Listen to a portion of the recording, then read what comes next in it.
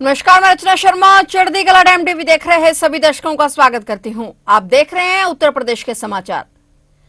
मुख्यमंत्री योगी आदित्यनाथ ने राजधानी लखनऊ में एक बार फिर देश और प्रदेश की खेल विभूतियों को सम्मानित किया। एक मीडिया समूह के सम्मान समारोह कार्यक्रम में सीएम योगी ने उत्तर प्रदेश में खेल गतिविधियों को बढ़ाने के लिए सरकार द्वारा किए जा रहे प्रयासों के साथ साथ खिलाड़ियों का भविष्य सुरक्षित करने के लिए किए गए सरकारी प्रबंधों का भी उल्लेख किया। साथ ही उन्होंने ये भी कहा कि प्रदेश सरकार ने खेलकूद की गतिविधियों को आगे बढ़ाने के साथ ही पहली बार यह भी व्यवस्था बनाई है कि खेलों के लिए निजी एकेडमी चलाने वालों को शासन की ओर से प्रोत्साहित करेंगे और सहयोग करेंगे। उन्होंने कहा कि यह देश के अंदर एक अभिनव कार्यक्रम होगा, क्योंकि बहुत सारे ऐसे खिलाड़ी हैं जिन्होंने निजी एकेडमी में ही प्रशिक्षण लिया है, लेकिन शासन उनको सपोर्ट नहीं कर पाता था। अब उन्हें भी प्रोत्साहित करेंगे, जिससे अधिक से अधिक खेल प्रतिभाओं को आगे बढ़ाया जा सकेगा। इस दौरान सीएम योगी ने भारतीय क्रिकेटर मोहम्मद शमी, उत्तर प्रदेश के एथलीट पारुल चौधरी के साथ ही sports director Uttar Pradesh RP Singh को सम्मानित किया। इस अवसर पर प्रदेश के जल शक्ति मंत्री स्वतंत्र देव सिंह, पूर्व भारतीय टेनिस खिलाड़ी महेश भूपति समेत देश के जाने माने खेल विभूतियां मौजूद रही। सीएम योगी ने कार्यक्रम में कहा कि खेल अब समय काटने का माध्यम नहीं, बल्कि राज्य की और अपने देश की स्ट्रेंथ को दुनिया के सामने प्रस्तुत करने का भी एक सशक्त माध्यम बन चुका है और उसका प्रोत्साहन इस नई खेल संस्कृति के माध्यम से हम आगे बढ़ा सके, यह अत्यंत आवश्यक था। इस दृष्टि से जो कार्यक्रम आगे बढ़ाए गए, आज उनके परिणाम हम सभी के सामने हैं। उत्तर प्रदेश पहला राज्य है जिसने इतनी बड़ी संख्या में खिलाड़ियों को अपने यहाँ नौकरियों में स्थान दिया है। मैं टाइम्स ऑफ इंडिया परिवार को इस बात के लिए भी धन्यवाद देता हूं कि उन्होंने उत्तर प्रदेश को change maker of the year award से भी इस वर्ष के लिए चुना है। हम सब जानते हैं पिछले 10 वर्ष के अंदर प्रदेश के अंदर, देश के अंदर एक नई खेल संस्कृति का उदय हुआ है। आदरणीय प्रधानमंत्री श्री नरेंद्र मोदी जी के नेतृत्व में खेलो इंडिया खेलो का जो अभियान प्रारंभ हुआ, फिट इंडिया मूवमेंट से लेकर के सांसद खेलकूद प्रतियोगिता देश के सभी संसदीय क्षेत्रों में होने के साथ ही खेलो इंडिया सेंटर आज देश के हर जनपद में स्थापित हो रहे हैं। एक नई खेल संस्कृति देश के अंदर बनी है, पनपी है और प्रधानमंत्री मोदी जी के इसी विजन को जमीनी धरातल पर उतारने के लिए प्रदेश सरकार ने भी प्रदेश के अंदर एक सुखद वातावरण बने, क्योंकि खेल अब यह समय काटने का माध्यम नहीं, बल्कि अपने राज्य का, अपने देश की स्ट्रेंथ को दुनिया के सामने प्रस्तुत करने का भी, अपने सामर्थ्य को दुनिया के सामने प्रस्तुत करने का भी एक सशक्त माध्यम बन चुका है। और उस देश से उसको प्रोत्साहन इस नई खेल संस्कृति के माध्यम से हम आगे बढ़ा सकें, यह अत्यंत आवश्यक था। और इस दृष्टि से जो कार्यक्रम आगे बढ़ाए गए, आज उसके परिणाम हम सबके सामने हैं। मुझे बताते हुए प्रसन्नता है कि आदरणीय प्रधानमंत्री जी का जो विजन था, उसके अनुरूप हम लोगों ने प्रदेश के अंदर जो कार्य प्रारंभ किए, उसके परिणाम अभी एशियन गेम्स में आप सबको देखने को मिला होगा। देश की आबादी का कुल 16% आबादी यूपी में निवास करती है, लेकिन जब एशियन गेम्स में पदक जीतने की बात आई तो यूपी के खिलाड़ियों ने 25% मेडल जीते हैं देश के लिए। वाराणसी में विकास कार्यों के शुभारंभ और शिलान्यास कार्यक्रम में प्रधानमंत्री नरेंद्र मोदी ने नए प्रोजेक्ट्स का शिलान्यास किया है। पीएम मोदी ने वाराणसी में 13,100 करोड़ रुपए से अधिक की 35 विकास परियोजनाओं का लोकार्पण और शिलान्यास किया। इस दौरान अपने संबोधन में पीएम ने कहा कि ये प्रोजेक्ट काशी के साथ साथ पूर्वांचल के पूर्वी भारत के विकास को गति देंगे। इसमें रेल, रोड, एयरपोर्ट से जुड़े प्रोजेक्ट हैं और इसमें पशुपालन, उद्योग, स्पोर्ट्स, कौशल विकास से जुड़े कई प्रोजेक्ट हैं। इसमें स्वास्थ्य, स्वच्छता, अध्यात्म, पर्यटन, एलपीजी गैस, अनेक क्षेत्रों से जुड़े अनेक कार्यक्रम हैं और इससे बनारस समेत पूरे पूर्वांचल के लिए नौकरी के बहुत सारे अवसर बनेंगे। पीएम इन सारी परियोजनाओं के लिए सभी को बहुत बहुत बधाई दी। प्रधानमंत्री ने कहा कि मोदी का तीसरा कार्यकाल पूरी दुनिया में भारत का सामर्थ्य का सबसे प्रखर कालखंड होने वाला है। इसमें भारत का आर्थिक, सामाजिक, सामरिक, सांस्कृतिक हर क्षेत्र नई बुलंदी पर होगा। बीते 10 वर्षों में भारत 11वें नंबर से ऊपर उठकर 5वें नंबर की आर्थिक ताकत बना। आने वाले 5 वर्षों में भारत दुनिया की तीसरी सबसे बड़ी आर्थिक महाशक्ति बनेगा। उन्होंने कहा कि अब यूपी के देश के तेज विकास को थमने नहीं देना है। बनास डेयरी प्लांट का शिलान्यास मैंने 2 वर्ष पहले किया था। तब मैंने वाराणसी सहित पूर्वांचल के तमाम पशुपालकों को, गोपालकों को इस प्रोजेक्ट को तेजी से पूरा करने की गारंटी दी थी। आज मोदी की गारंटी आपके सामने है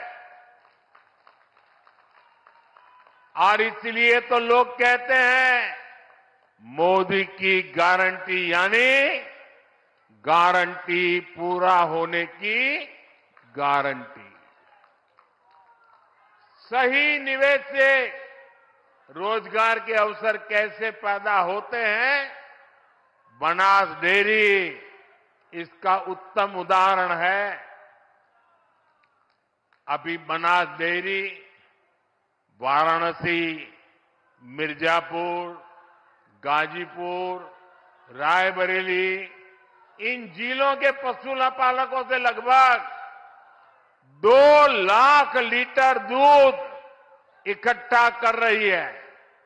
इस प्लांट के चालू होने से अब बलिया, चंदौली, प्रयागराज, जौनपुर और दूसरे जिलों के लाखों पशुपालकों को भी लाभ होगा। इस परियोजना से वाराणसी, जौनपुर, चंदौली, गाजीपुर, आजमगढ़ जिलों के 1000 से ज्यादा गांवों में दुग्ध मंडियां बनेगी। पशुपालकों का ज्यादा दूध ज्यादा कीमत पर बिकेगा तो हर किसान पशुपालक परिवार को ज्यादा कमाई होना तय है। ये प्लांट किसानों, पशुपालकों को बेहतर पशुओं की नस्ल और बेहतर चारे को लेकर भी जागरूक करेगा, प्रशिक्षित करेगा। साथियों, इतना ही नहीं, ये बनास काशी संकुल रोजगार के भी हजारों नए अवसर बनाएगा, अलग अलग कामों में रोजगार बनाएगा। एक अनुमान है कि इस संकुल से पूरे इलाके में 3 लाख से ज्यादा किसानों की आय बढ़ेगी। यहां दूध के अलावा छाछ, दही, लस्सी, आइसक्रीम, पनीर और अनेक प्रकार की स्थानीय मिठाइयां बनेगी। इतना कुछ बनेगा तो इन्हें बेचने वालों को भी तो रोजगार मिलने वाला है। यह प्लांट बनारस की प्रसिद्ध मिठाइयों को देश के कोने कोने तक पहुंचाने में बहुत बड़ी भूमिका निभाएगा। दूध के ट्रांसपोर्टेशन से जुड़े कारोबार में भी अनेक लोगों को रोजगार मिलेगा। इससे पशु आहार से जुड़े दुकानदार, स्थानीय वितरकों का भी दायरा बढ़ेगा। इसमें भी अनेक रोजगार बनेंगे। प्रधानमंत्री नरेंद्र मोदी वाराणसी में बनारस हिंदू विश्वविद्यालय के स्वतंत्रता सभागार में सांसद संस्कृत प्रतियोगिता के पुरस्कार वितरण समारोह में शामिल हुए। उन्होंने काशी सांसद प्रतियोगिता पर पुस्तिका और एक कॉफी टेबल बुक का भी विमोचन किया।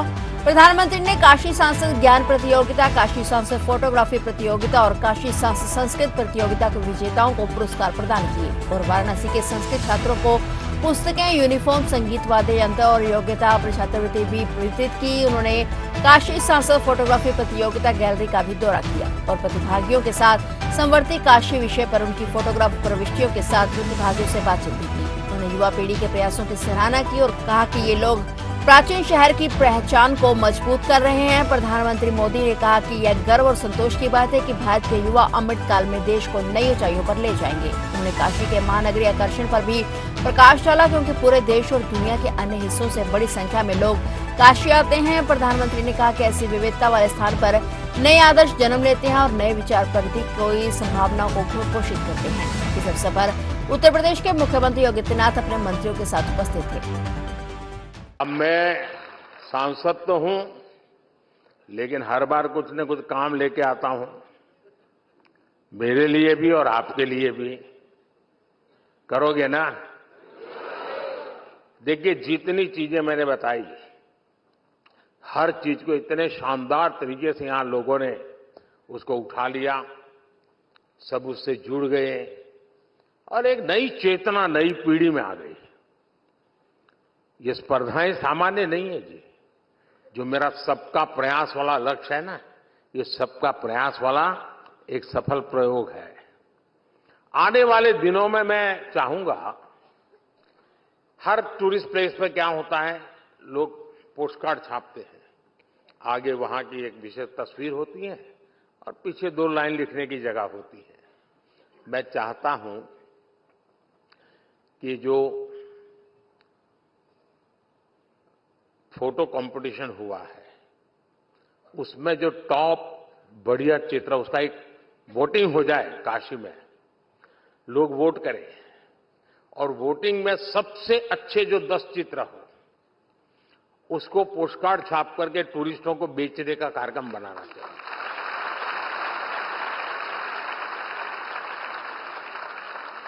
और हर वर्ष ये फोटो कंपटीशन होगी, हर वर्ष नए 10 फोटो आएंगे, लेकिन वोटिंग से होना चाहिए। काशी वालों ने वोट करना चाहिए कि इस फोटो को आगे लाओ।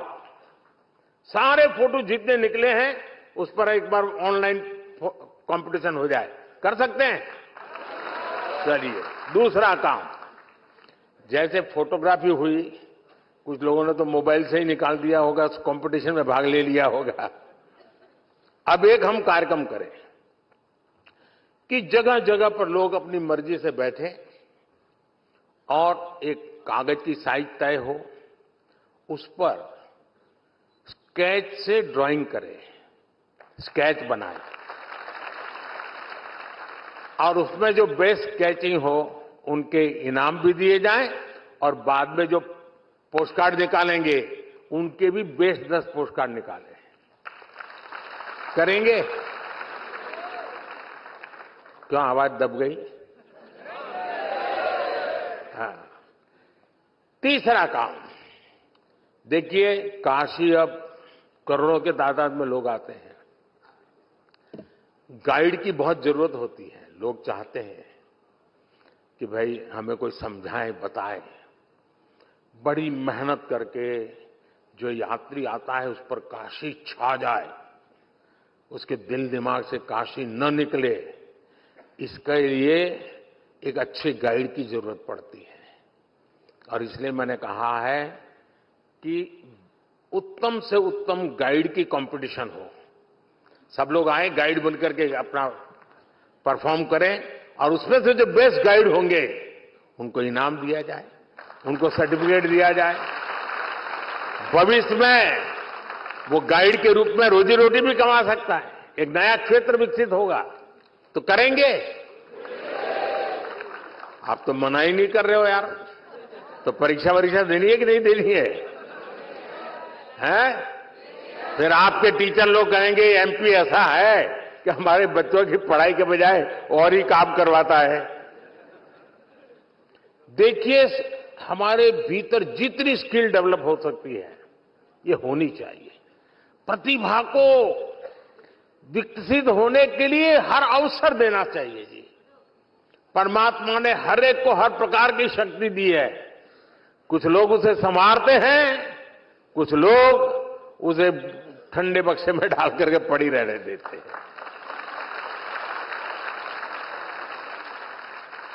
काशी तो संवरने वाला है।